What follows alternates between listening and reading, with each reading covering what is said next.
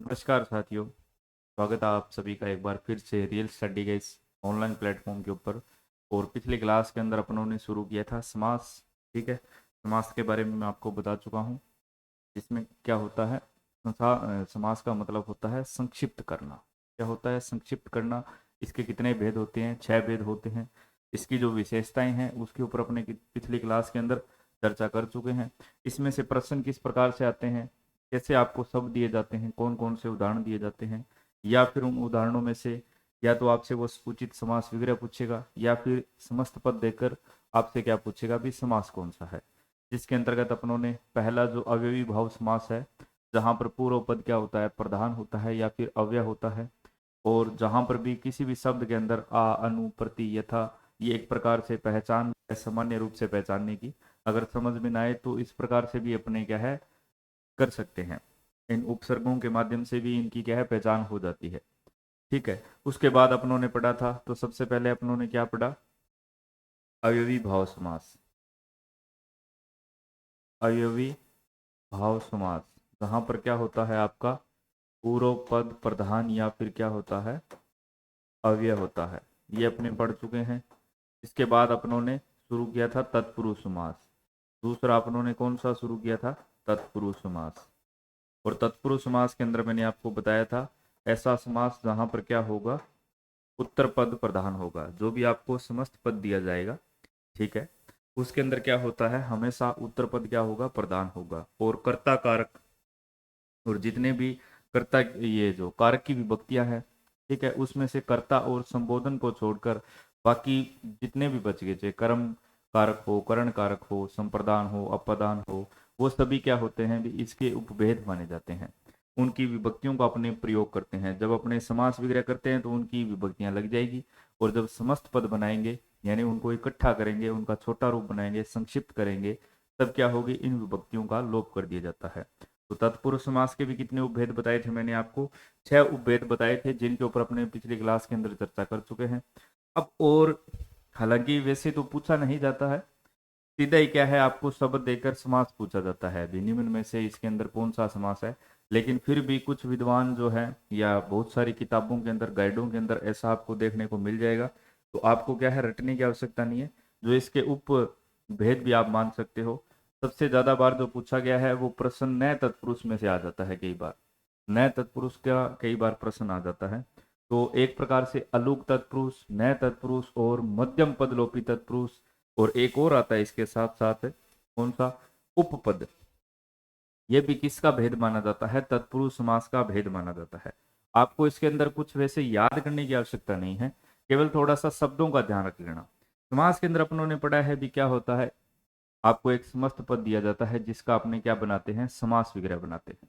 जैसे यहां पर एक शब्द दिया है, आप शब्द के माध्यम से समझ जाओगे भी। अलूक तत्पुरुष के अंदर क्या है, जैसे युधिष्ठिर एक शब्द है। युधिष्ठिर के अंदर अपनों ने देखा है बहुव्रीहि समास भी होता है। लेकिन यदि बहुव्रीहि समास नहीं दिया गया हो, तब इसके अंदर कौन सा समास हो जाता है? अलूक तत्पुरुष समास होता है। सीधा सा आपसे प्रश्न पूछेगा कि युधिष्ठिर शब्द के अंदर कौन सा समास है, कर्मधारय है, द्विगु है, द्वंद्व है या फिर तत्पुरुष है। उस स्थिति में आपका उत्तर क्या हो जाएगा भी? तत्पुरुष समास हो जाएगा। यदि बहुव्रीहि दिया है तब अपनी बहुव्रीहि कर देंगे। कैसे हो जाएगा? युधिष्ठिर का मतलब है युधि। युधि का मतलब है यानी कि युद्ध में स्थिर रहने वाला। ठीक है, में स्थिर रहने वाला। अब यहाँ पर ये युद्धि क्या है, इसको स्पष्ट करने के लिए मुझे यहाँ पर बीच में आपको बताना पड़ेगा ये क्या कहलाता है। इसको अपने अलूक बोलते हैं। बीच के अंदर क्या है, जो वर्ण आते हैं उनको स्पष्ट करना पड़ता है। जैसे एक और उदाहरण देखो, खेचर। खे में, खे यानी कि खे का अर्थ है यहाँ पर, खे का मतलब होता है नभ में विचरण करने वाला। विचरण करने वाला। अब यहाँ पर खेचर से आप सीधा नहीं समझोगे, खे का अर्थ आपको बताना पड़ेगा भी। यहाँ पर खे का अर्थ क्या है? नभ है, गगन है, आकाश है। आकाश में विचरण करने वाला। तो ऐसा समास कौन सा होता है? अलूक तत्पुरुष समास होता है। हालांकि इसके अंदर आपको समास विग्रह नहीं दिया जाएगा, केवल शब्द दिया जाएगा। और शब्द में भी सीधा यही पूछा जाएगा समास कौन सा है, तब आपका उत्तर होना चाहिए तत्पुरुष समास। ये नहीं पूछेगा अभी अलूक तत्पुरुष है, अधिकरण तत्पुरुष है, ऐसा नहीं पूछा जाता है। लेकिन समझने के लिए विद्वानों ने इनको अलग अलग क्या है कैटेगरी में बांट दिया है, इसलिए मैं आपको यहाँ पर बता रहा हूँ। नए तत्पुरुष इनका कुछ ना कुछ छोटा छोटा अर्थ होता है। जैसे अलूक के अंदर क्या होता है, ऐसे बहुत सारे शब्द होते हैं, ठीक है। जैसे यहाँ पर लिख रखा है वनेचर। वनेचर का मतलब यानी कि वने यानी कि वन में विचरण करने वाला, ठीक है। इसी प्रकार से शब्द आता है वाचस्पति। वाचस यानी कि वाच, वाच यहाँ का मतलब क्या है, वाच से मतलब है वाणी से, है का पति है जो का पति, उसके लिए तो यहाँ पर कौन सा समास हो जाएगा भी, अलूक तत्पुरुष समास हो जाएगा। हमारा सीधा सा उत्तर क्या हो जाएगा, चाहे खेचर दिया हो, वनेचर दिया हो, वाचस्पति दिया हो, युधिष्ठिर दिया हो, कौन सा समास, तत्पुरुष समास। अगला देखिए नए तत्पुरुष समास। इसका ज्यादा प्रयोग संस्कृत के अंदर होता है, लेकिन एक बार पटवारी की परीक्षा के अंदर ये पूछा गया था, इसलिए यहाँ पर भी ये महत्वपूर्ण हो जाता है। क्या होता है भी, किसी भी शब्द के शुरुआत में यदि अपने क्या है कोई भी उपसर्ग लगा दे और वो एक विलोम की भांति प्रयोग में ले लिया जाए, जैसे टूट यानी कोई टूट सकता है, उसके अंदर उपसर्ग लगा दिया अटूट। उपस्थित के शुरुआत में अपनों ने उपसर्ग लगा दिया अन, क्या बना, अनुपस्थित। तो क्या हुआ, विलोम का अर्थ भी दे रहा है, विलोम का अर्थ भी दे रहा है, और साथ में क्या होता है, नकारात्मकता का बोध कराता है। यानी अनुपस्थित का यदि मैं समास वगैरह बनाऊंगा, क्या होगा भी, जो उपस्थित न हो, जो उपस्थित न हो। इसी प्रकार से अटूट यानी कि जो टूट न हो या जो टूट नहीं सकता। नास्तिक, जो आस्तिक न हो, जो आस्तिक न हो। इसी प्रकार नगण्य का मतलब है जो गण्य न हो, यानी जो गणना करने योग्य न हो। अपवित्र, अपवित्र का अंदर अपनों ने अ उपसर्ग लगा दिया। अब यहाँ पर किसका बोध करवा रहा है, नकारात्मकता का बोध करा रहा है, विलोम अर्थ निकल रहा है। पवित्र अपवित्र, जो पवित्र न हो, क्या मतलब हुआ इसका, अपवित्र का विलोम क्या होता है, अपवित्र होता है। और यदि इसका समास वगैरह बनाऊं तो क्या बनेगा, जो पवित्र न हो, साथ में नकारात्मकता का बोध करा रहा है, इसलिए इसको कौन सा समास बोलेंगे, तत्पुरुष समास। तत्पुरुष के अंदर न तत्पुरुष समास, ज्यादातर इसका प्रयोग किसके अंदर होता है, संस्कृत के अंदर होता है, इसलिए हिंदी के अंदर इनको पढ़ाया नहीं जाता है, लेकिन फिर भी अपने थोड़ा थोड़ा सा एक दो दो उदाहरण के माध्यम से इनको अच्छे से समझ सकते हैं। चलिए अगला है मध्यम पदलोपी, यानी इसको अपने लुप्त पद तत्पुरुष समास भी बोल सकते हैं। बहुत सारे शब्द ऐसे होते हैं जिनका अगर अपने अर्थ जानना चाहिए, ठीक है, तो वो काफी मतलब क्या होता है, विस्तृत हो जाता है। जैसे मालगाड़ी, अब सामान्य तौर पर अपने समझेंगे मालगाड़ी एक छोटा सा शब्द है, संक्षिप्त रूप है। यहाँ पर ये क्या है, समस्त पद है, क्या है, पूरा का पूरा समस्त पद है मालगाड़ी, ठीक है, छोटा सा है। लेकिन अगर अपने इसको समझना चाहें तो क्या है इसका मतलब, माल को ढोने वाली गाड़ी, क्या बनेगा, माल को ढोने वाली गाड़ी। इसका समास वगैरह देखिए कितना बड़ा निकल रहा है, ये अर्थ इसके अंदर छुपे हुए हैं, ढोना, ठीक है। इसी प्रकार से बैलगाड़ी, बैलों द्वारा चलने वाली गाड़ी, बैलों द्वारा चलने वाली गाड़ी, वाली वाली गाड़ी। इसी प्रकार से दही बड़ा, अब दही बड़ा छोटा सा शब्द है, लेकिन इसका अर्थ क्या है, दही में डूबा हुआ बड़ा, दही में डूबा हुआ बड़ा। अब यहाँ पर क्या है, ये डूबना, डूबना क्या है, लुप्त पद है, डूबना क्या है, लुप्त पद है। जब अपने समास विग्रह करेंगे तब अपने को इसको पूरा क्या है, स्पष्ट करना पड़ेगा, इसीलिए इसको क्या बोला जाता है, मध्यम पदलोपी या लुप्त पद तत्पुरुष समास, ठीक है। रेलगाड़ी, रेल पर चलने वाली गाड़ी, रेल पर चलने वाली क्या होगी, गाड़ी। इसी प्रकार से गर्तान यानी घृत युक्त अन्न, घृत का मतलब होता है घी, घी से युक्त अन्न, तो ये भी किसके अंदर आते हैं, तत्पुरुष समास के अंदर। आपको रटने की आवश्यकता नहीं है, केवल कुछ शब्द ऐसे होते हैं जो क्या है, तत्पुरुष समास के अंतर्गत ही आते हैं। लेकिन यहां पर यदि आपको अब जैसे शब्द दे दे अटूट, तो इसके अंदर कौन सा समास होगा? आपका उत्तर होगा तत्पुरुष समास। लेकिन अब यहाँ पर न तो अधिकरण तत्पुरुष है, ना कर्म तत्पुरुष है, यहाँ पर ऑप्शन के अंदर आपको केवल मिलेगा तत्पुरुष समास। अब आप सोचोगे भी कर्म तत्पुरुष है, कर्ण तत्पुरुष है, ऐसा नहीं है। ये किसके अंदर आता है? न तत्पुरुष के अंदर आता है। और इनको क्या है, हिंदी के अंदर बहुत कम पढ़ाया जाता है। हालांकि वर्तमान समय में क्योंकि एक दो बार प्रश्न पूछ लिए गए हैं, इसलिए इनको किताबों के अंदर ऐड कर दिया गया है। तो रटने की आवश्यकता नहीं है, केवल ध्यान में रखना है ये भी किसके अंदर आएंगे? तत्पुरुष समास के अंतर्गत ही आएंगे। भेद आपको रटने की आवश्यकता नहीं है, इतना डीप जाता ही नहीं है एग्जामिनर। अगला है उपपद। जब भी आपको ऐसा कोई शब्द मिले जहां पर क्या है, कोई आपको कर्ता का बोध कराए, जैसे चित्रकार का मतलब चित्र को बनाने वाला, क्या है? चित्र को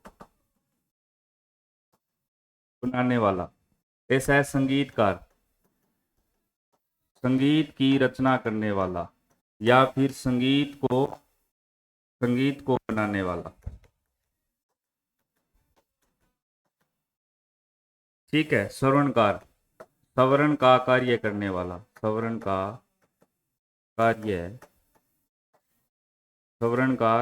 करने वाला। अब यहां पर कार्य करने वाला किसका बोध करा रहा है? कर्ता का बोध करा रहा है। कौन सा समास है? ये भी उपपद तत्पुरुष समास के अंदर आता है। तो ऐसे अगर आपको शब्द मिल जाए, कुंभकार मिल जाए, स्वर्णकार मिल जाए, लोहकार मिल जाए, ठीक है, जहां पर आपको कर्ता का बोध हो, यदि उसका समास विग्रह करते समय, तो कौन सा समास? तत्पुरुष समास के अंतर्गत ही आएगा। चलिए अगला अपने पढ़ते हैं कर्मधारय समास। विशेषता क्या होगी? हमेशा आपको विशेषण विशेष्य का संबंध होगा, साथ में उपमेय उपमान, यानी कि तुलना की जाएगी।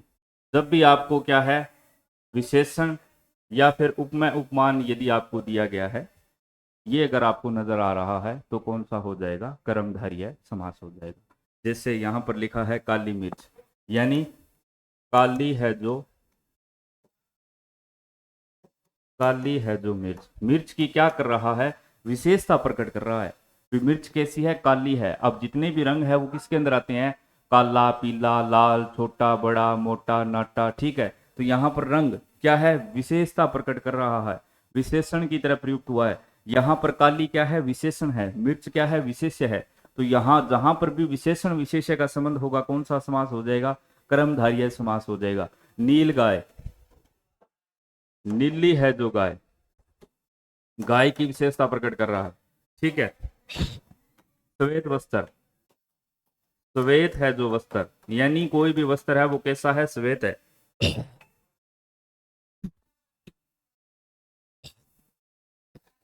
ठीक है। पुरुषोत्तम, पुरुष है जो उत्तम, या पुरुषों में है जो उत्तम, यानी सभी पुरुषों में जो क्या है? उत्तम है, सर्वश्रेष्ठ है। मंद बुद्धि, मंद है जिसकी बुद्धि, ठीक है। बुद्धि की क्या विशेषता प्रकट कर रहा है? विशेषता प्रकट कर रहा है। बुद्धि कैसी है? मंद है, तीव्र है, चालाक है। तो जहां पर भी विशेषण विशेष्य का संबंध, कौन सा समास? कर्मधारय समास। विशेषता ध्यान में रखना, विशेषता भी पूछ सकता है। कुपुत्र, यानी कुत्सित है जो पुत्र, कुत्सित है जो पुत्र, यानी पुत्र की विशेषता ये क्या बतला रहा है? विशेषता बता रहा है। कुत्सित है यानी बेकार है। कुबुद्धि, कुत्सित है जो बुद्धि, कुत्सित है जो बुद्धि। कोमलांगी, कोमल है जिसके अंग, कोमल है जिसके अंग, ठीक है। महर्षि, महान है जो ऋषि, बहुत ही आसान है। महान है जो ऋषि, ऋषि की क्या बता रहा है? विशेषता। महाविद्यालय, महान है जो विद्यालय, महान है जो विद्यालय। तो इस प्रकार से जहां पर भी विशेषण विशेष्य का संबंध होगा, कौन सा समास होगा? कर्मधारय। कुछ और अपने उदाहरण देख लेते हैं, जैसे कृष्णांगी, कृष्ण के समान अंग है जिसके, या फिर कृष्ण जैसे अंग। अब यहां पर क्या हो रहा है? तुलना की जा रही है। जैसे स्त्री रतन, स्त्री या फिर रतन रूपी स्त्री, ठीक है। वचनामृत, अमृत रूपी वचन, यानी जिसके वचन क्या है, अमृत के समान है। यहाँ जहां पर भी रूपी आ जाए वहां पर कौन सा क्रमधारी, अमृत रूपी वचन। यानी यहाँ पर क्या है, वचनों की तुलना की जा रही है, उनको संज्ञा दी जा रही है। ठीक है, तो इसलिए यहाँ पर किसका संबंध है, उपमेय उपमान का संबंध है, उपमेय उपमान का संबंध है, उपमेय उपमान। तो ये जहां पर भी विशेषण विशेष विशेष है और उपमेय उपमान का संबंध होगा, कौन सा समास, कर्मधारय है। ज्वालामुखी, ज्वालामुखी आ जाए, मृगनयनी आ जाए, अब बाकी भी करने की आवश्यकता नहीं है। ठीक है, आगे और भी बहुत पढ़े हैं। ज्वालामुखी हो गया, मृगनयनी, मृग के समान नैनों वाली, चंद्ररूपी मुख। ठीक है, इस प्रकार के जितने भी आपके सामने शब्द आ जाए, है जो, जिसका या रूपी, इस प्रकार के शब्द आपको दिखाई दे जाए, ठीक है, कौन सा समास हो जाएगा, कर्मधारय समास हो जाएगा। जहां पर भी विशेषण विशेष है, उपमेय उपमान का संबंध होगा, कर्मधारय समास। एक और ध्यान में रखना, यदि आपको समास विग्रह दिया है, यदि रूपी आपको दिखाई दे जाए, कौन सा समास हो जाएगा, ये सामान्य एक पहचान के लिए बता रहा हूं। यदि कुछ भी पता ना हो तब कौन सा समास हो जाएगा, कर्मधारय समास हो जाएगा। ठीक है, मुख रूपी चंद्र आ जाए, ठीक है, मृग के समान नयनों वाली, यानी अब क्या है, हिरण के समान जिसके नयन है, तो तुलना प्रकट कर रहा है, सीधी सी बात है, उसका क्या है, तुलना प्रकट कर रहा है, उसको संज्ञा दे रहा है। ठीक है, इस प्रकार से तो कौन सा समास हो जाएगा, कर्मधारय। अगला है हमारा द्विगु समास। थोड़ा सा जल्दी कर लेते हैं, वीडियो थोड़ा क्या है, लंबा हो जाएगा। द्विगु समास मैंने आपको पहले भी बताया था, क्या होगा, पूर्व पद क्या होगा, पूर्व पद क्या होगा, संख्यावाची होगा। इनको रटने की आवश्यकता नहीं है, बस थोड़ा सा समझना है, और बार बार आपके पास जो भी पुस्तक है उसमें से 3-4 बार पढ़ लेना, आपको अच्छे से समझ में आ जाएगा। देखिए, नवरात्र, नवरात्रों का समाहार, हमेशा इसका समास विग्रह ध्यान रखना। समास विग्रह के अंदर क्या होता है, सभी का अलग अलग बनता है। ठीक है, सभी का अलग अलग तरह से बनेगा। जैसे यहाँ पर नवरात्रों, नवरात्रों का, चाहे आप समूह लिख लो या फिर समाहार लिख लो, समाहार। ठीक है, इसी प्रकार से त्रिभुवन, 3 भवनों का समूह है, 3 भवनों का समूह है लिख लो, या फिर समाहार। इस प्रकार से चतुर्भुज, 4 भुजाओं का समाहार, 3 राहों का समाहार। इसी प्रकार से दोपहर, 2 पहरों का समाहार, 2 पहरों का समाहार, यानी 2 पहर जहां पर मिलते हैं। ठीक है, 2 पहरों का समाहार। त्रिलोक, 3 लोकों का समाहार। 5 पात्रों का समूह है। पंजाब, 5 आबों का समूह है।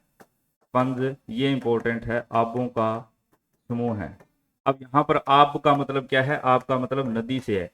जहां पर 5 नदियां क्या है, बहती है, तो क्या कहलाता है, पंजाब। ये पंजाब एक राज्य भी है, आप सभी जानते हो, लेकिन ये किसके अंदर आता है, द्विगु समास के अंदर आता है, क्योंकि पूर्व पद क्या होता है, पूर्व पद क्या होता है, ठीक है, संख्यावाची होता है। शताब्दी, 100 वर्षों का समूह है। अब एक बात और आपको क्या ध्यान में रखनी है, ध्यान में रखना, 0 से लेकर 9 तक, उसके बाद जैसे 10 आ जाए, 20 आ जाए, 30 आ जाए, 40 आ जाए, ठीक है, तो ऐसी संख्याएं किसके अंदर आ जाएगी, द्विगु समास के अंदर आ जाएगी। किसके अंदर आ जाएगी, द्विगु समास के अंदर। जैसे 10, 20, 30 क्या है, संख्यावाची है, 1, 2, 3, 4, 5, 6, 7, 8, 9।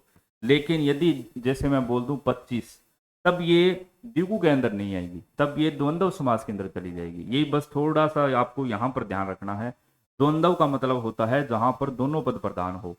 अब 25 को मैं इस प्रकार से लिख सकता हूं, 20 और 5, या फिर 5 और 20। तो इतना ध्यान में रख लेना, 9 तक, उसके बाद 10, 20, जो भी जितनी भी संख्याएं हैं, 30, 40, 50 पूर्ण हो, वो किसके अंदर जाएंगे, आपकी द्विगु समास के अंदर। द्वंद्व समास जहां क्या होगा, दोनों पद क्या होंगे, आपके प्रधान होंगे, दोनों पद प्रधान होंगे।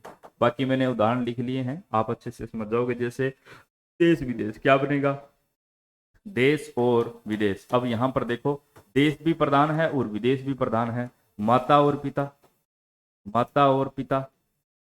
द्वंद्व समास के अंदर आप जब भी समास विग्रह करोगे, या फिर आपको कोई भी क्या है समास विग्रह दिया जाएगा, वहां पर बीच के अंदर आपको ये योजक चिन्ह और या एवं इस तरह से आपको मिलेगा। जैसे राजा रंक, राजा और रंक, अब दोनों पद प्रधान है, अलग अलग है। राजा, रंक यानी गरीब को बोलते हैं। पथ्य, पथ्य यानी पथ्य और अपथ्य, अपथ्य, पथ्य होता है हल्का भोजन जो रोगी व्यक्ति को दिया जाता है। अपथ्य जो हल्का नहीं हो, जो कि गुणकारी नहीं हो। पाणीपाद, पानी और पाद, पानी किसको बोलते हैं, हाथ को बोलते हैं। ठीक है, पाणी और पाद यानी कि पैर, पाद का मतलब पैर, तो दोनों पद क्या है, प्रधान है। दीवा रात्र, दिन और रात्र, दिन और क्या हो जाएगा, रात्र या फिर रात्रि। ठीक है, अहन और रात्र, अहन का मतलब भी क्या होता है, अभी याद रखना, अहन का मतलब होता है दिन, अहन का मतलब दिन, और रात्र यानी कि रात्रि। ठीक है, कर्माक्रम यानी कर्म और अकर्म, कर्म और अकर्म। इसी प्रकार से 51, 1 और 50, 1 और 50। अब इस उदाहरण से आप समझ गए होंगे, जहां पर क्या है और प्रयोग में ले सकते हैं, दोनों पदों को अपने अलग अलग कर सकते हैं। अब 1 भी प्रधान है, 50 भी प्रधान है। ठीक है, 38, 8 और 30, 8 और 30, ये लीजिए, तो 8 और 30, ये देखिए, इस प्रकार से आपको क्या ध्यान में रखना है, जैसे आ जाए ना 25 आ जाए, 20, 25 आ जाए, 21 आ जाए, तो ये संख्या किसके अंदर आ जाएगी, द्वंद्व समास के अंदर आ जाएगी। जैसे पूरा सीधा जैसे 20 आ जाए तो किसके अंदर जाएंगी, द्विगु के अंदर। लेकिन जैसे 21 आ गई, 22 आ गई, तो यहां पर अब ये 29 तक, 21 से लेकर 29 तक, इसी प्रकार 11 से लेकर 19 तक, ऐसी जो संख्या है वो किसके अंदर जाएंगी, द्वंद्व के अंदर, जिनको अपने बीच में और रखकर व्यक्त कर सकते हैं। तो ऐसा किसके अंदर होगा, द्वंद्व समास के अंदर, जहां पर दोनों पद प्रधान होंगे। अब इसके भी कुछ 3 भेद माने जाते हैं, कौन से है देख लेते हैं अभी। अब 3 भेद कैसे हैं, समाहार द्वंद्व, वैकल्पिक द्वंद्व, इतरेतर। समाहार का मतलब होता है इकट्ठा करना, जहां पर एक प्रकार से क्या है, समूह बनता आपको दिखाई दे। इतरेत्तव का मतलब होता है ऐसे समास जहां पर क्या है, अपने जिनके बीच में जो लुप्त पद होता है, जिन विभक्तियों का अपने लोप करते हैं, वहां पर और का प्रयोग हो। जैसे हरि और हर, इसका मैं बनाऊंगा हरि और हर। ठीक है, सुरासुर यानी सुर और असुर, सुर और असुर। माता पिता यानी माता और पिता, माता और पिता। इसी प्रकार से गुरु शिष्य यानी गुरु और शिष्य। और विकल्प से आप समझ ही गए होंगे। ठीक है, जब भी अपने क्या है समास विग्रह करेंगे, ठीक है, आपको एक बात ये ध्यान में रखनी है, इनके बीच में अधिकांश आपको योजक चिन्ह मिल जाता है, लेकिन सदैव नहीं मिलेगा। जैसे यहां पर देखिए शस्त्रा शस्त्र, अब इसका मतलब क्या है, राग या विराग। अब इनके बीच में ना और की जगह यदि मैं या का प्रयोग करूं ना, वो ज्यादा उचित है, इसलिए इसको किसके अंदर रख दिया गया, वैकल्पिक के अंदर। हालांकि पूछा नहीं जाता है, आप जब कोई शब्द को तोड़ोगे अपने आप आपको पता चल जाएगा। जैसे माता और पिता दोनों पद प्रधान है, यहां पर भी राग विराग दोनों पद प्रधान है, लेकिन यहां पर विकल्प सूचक या का प्रयोग करना थोड़ा सा क्या है, ज्यादा उचित है। जैसे शस्त्रा शस्त्र यानी शस्त्र या अस्त्र, शस्त्र या अस्त्र। ठीक है, इसी प्रकार से लाभ या फिर हानि, ये विकल्प बोधव है, या तो आपको लाभ होगा या फिर हानि होगी।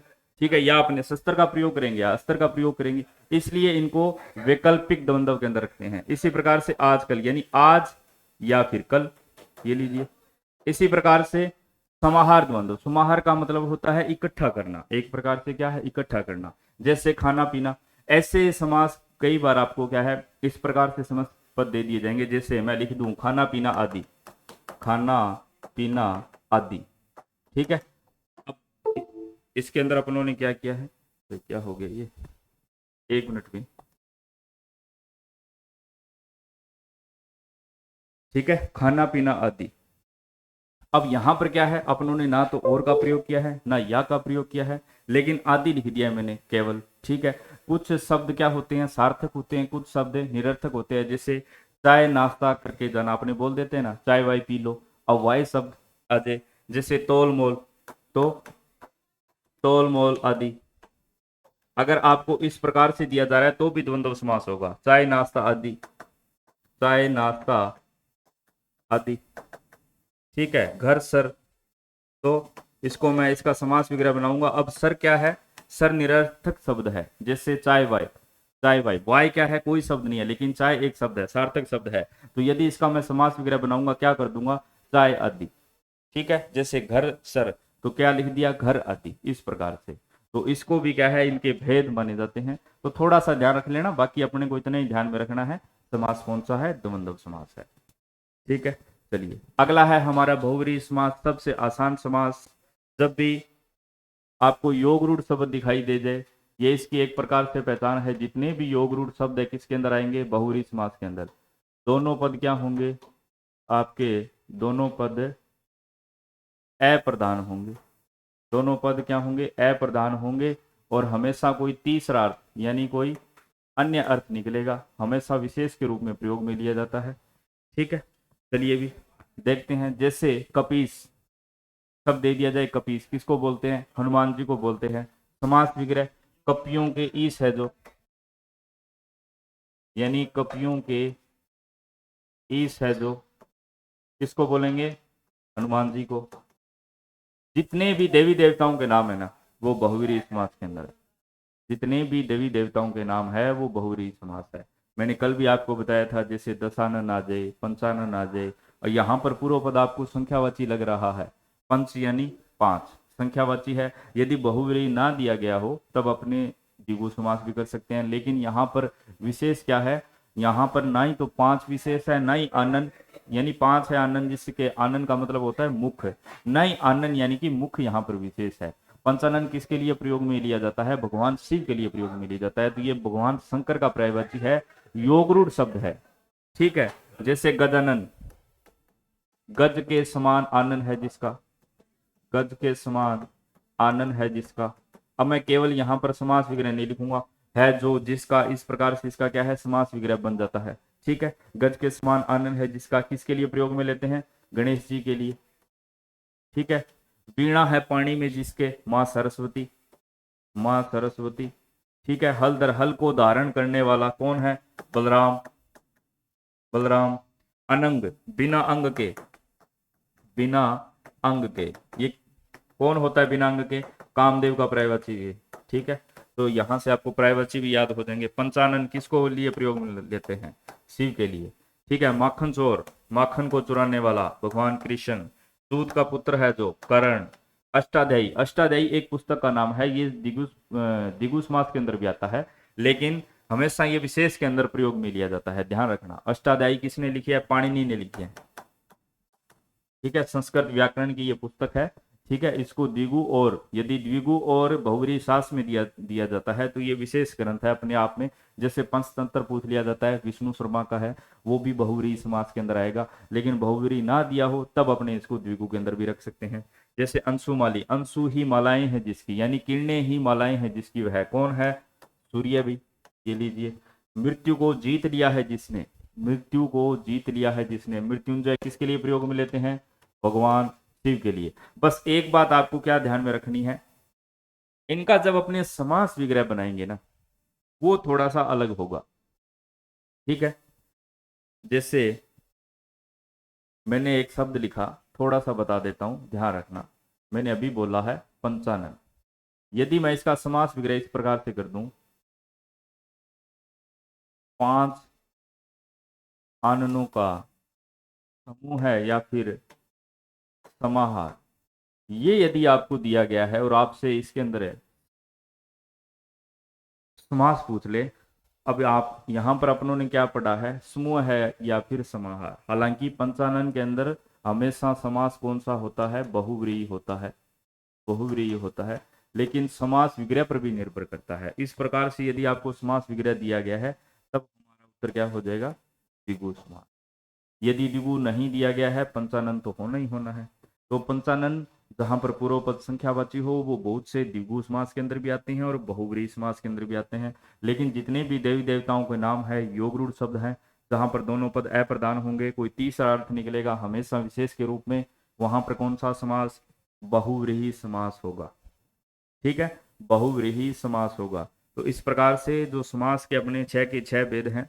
अविभाव समास है जहां पर पूर्व पद प्रधान होता है, तत्पुरुष समास जहां पर उत्तर पद प्रधान, द्विगु समास जहां पर पूर्व पद संख्यावाची, द्वंद्व समास जहां पर दोनों पद प्रधान, क्रमधारी है जहां पर विशेषण विशेष्य या फिर उपमेय उपमान का संबंध होता है, और बहुव्रीहि समास जहां पर दोनों पद अप्रधान, हमेशा तीसरा अर्थ निकलेगा। जितने भी योगरूढ़ शब्द है, जितने भी देवी देवताओं के पर्यायवाची हैं, सभी के सभी बहुव्रीहि समास के अंदर आएंगे। और समास क्या होते हैं? शब्द निर्माण की एक मुख्य इकाई के अंतर्गत शामिल है। मैं आपको बता चुका हूं, शब्द निर्माण की 4 इकाइयां होती है। संधि जो अपनों ने पढ़ लिया है, समास अपनों ने पूरा कर लिया है, अब आगे की क्लासों में अपने उपसर्ग और प्रत्ययों के ऊपर भी और चर्चा करेंगे। ठीक है, अभी मिलते हैं एक नई वीडियो के साथ। Thanks for watching. धन्यवाद। जय हिंद, जय भारत।